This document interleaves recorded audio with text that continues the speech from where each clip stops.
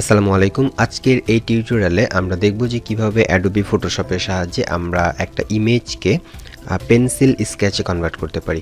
So এই ইমেজটা পিক্সাবে থেকে নেওয়া একটা ইমেজ। পিক্সাবে থেকে যদি আপনি চাইল্ড বয় লিখে সার্চ করেন তাহলে এই ইমেজটা নিতে পারবেন। তো আমরা এই ইমেজটাকে যদি পেন্সিল স্কেচে কনভার্ট করতে চাই তাহলে আমাদের প্রথমেই যে কাজটা করতে হবে সেটা হচ্ছে যে আমাদের এখানে যে লেয়ারটা আছে ব্যাকগ্রাউন্ড লেয়ার সেটাকে প্রথমত আনলক করতে হবে। আনলক করার পরে এই ইমেজটাকে আমরা স্মার্ট অবজেক্টে কনভার্ট করব।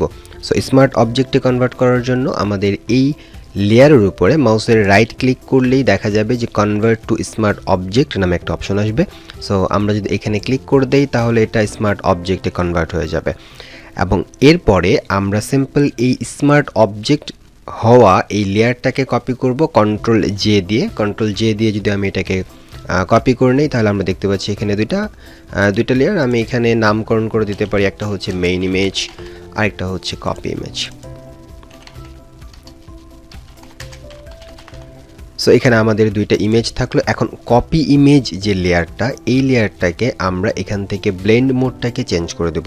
সো কপি ইমেজ সিলেক্ট থাকা অবস্থায় আমি এখান থেকে কালার ডজ নামে একটা অপশন পাবেন, অর্থাৎ ব্লেন্ড মোডে কালার ডজ নামে যে ব্লেন্ড মোডটা আছে সেটা সিলেক্ট করে দিতে হবে এবং এরপরে আমাদের এই কপি ইমেজের লেয়ারটা সিলেক্ট থাকা অবস্থাতেই আমাদেরকে এই ইমেজটাকে ইনভার্ট করে দিতে হবে। সো ইনভার্ট করার জন্য আপনি চলে যাবেন ইমেজ থেকে অ্যাডজাস্টমেন্ট থেকে ইনভার্ট, অথবা শর্টকাট কমান্ড হচ্ছে Ctrl+I। তো যখনই আমরা ইনভার্ট করে দেবো তখন দেখা যাবে যে এই ইমেজটা আর দেখা যাচ্ছে না, ইমেজটা কিন্তু হচ্ছে ইনভার্ট হয়ে গেছে। তো এখন আমরা যেটা করব, ইনভার্ট করার পরে আমরা চলে যাব ফিল্টার, নেভিগেশন মেনু থেকে ফিল্টার থেকে ব্লার থেকে গৌসিয়ান ব্লার নামে একটা অপশন পাওয়া যাবে।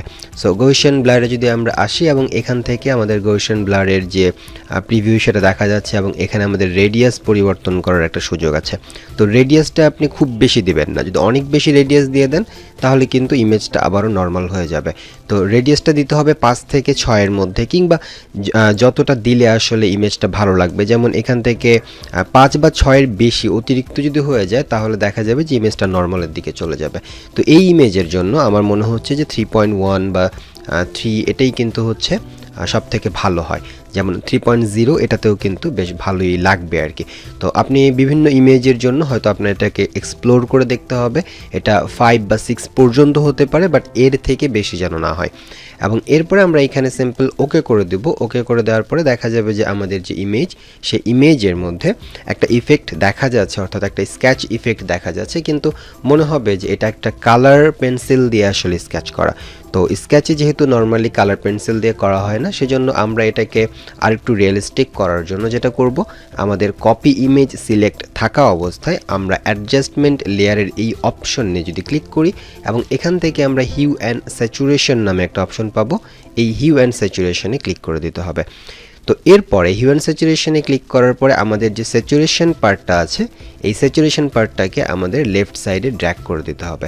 সো আমরা যত বেশি লেফট সাইডে ড্র্যাগ করে দেব তত বেশি দেখা যাবে যে আমাদের কালারফুল যে স্কেচটা ছিল সেটা ধীরে ধীরে এখন কিন্তু ব্ল্যাক অ্যান্ড হোয়াইটে কনভার্ট হয়ে যাচ্ছে।